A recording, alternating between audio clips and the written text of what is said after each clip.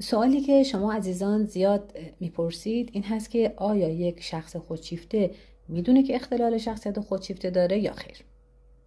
من زهره نوری هستم، روانشناس و قریب به 20 ساله که درباره خودشیفتگی مطالعه، تحقیق و کار میکنم و شما را در تمامی تعاملاتتون با خودشیفته، از آشنایی، رابطه، ازدواج، جدایی، طلاق، فرزندپروری و هر گونه تعاملاتی که با خودشیفته داشته باشید آموزش میدم و مورد حمایت قرار میدم. کافیه که با دفتر من تماس بگیرید.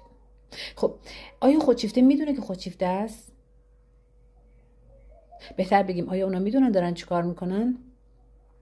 پاسخ این است که خودشیفته ها اصلا فکر نمیکنن که اختلال شخصیت خودشیفته دارن، بلکه اونا فکر میکنن که دارن زندگیشون میکنن و دارن طبیعی رفتار میکنن و وقتی که شما بهشون گوشزد کنید درباره رفتاراشون و درد و رنجی که به شما وارد میکنن، طوری شما رو نگاه میکنن و طوری با شما برخورد میکنن که انگار که شما یک دیوانه یا متوهم هستید.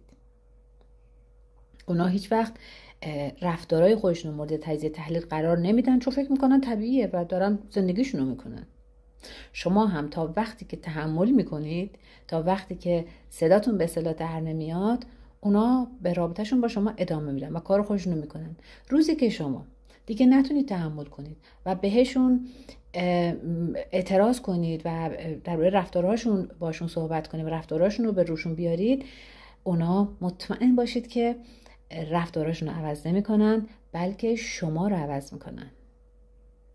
اونا میرن یک کسی رو پیدا میکنن که سبک زندگی اونا رو تحمل کنه، یعنی سبک زندگی خودشیفته رو بتونه تحمل کنه تا بتونن با فراغ خاطر به چرخه زندگی نکبت بارشون ادامه بدن.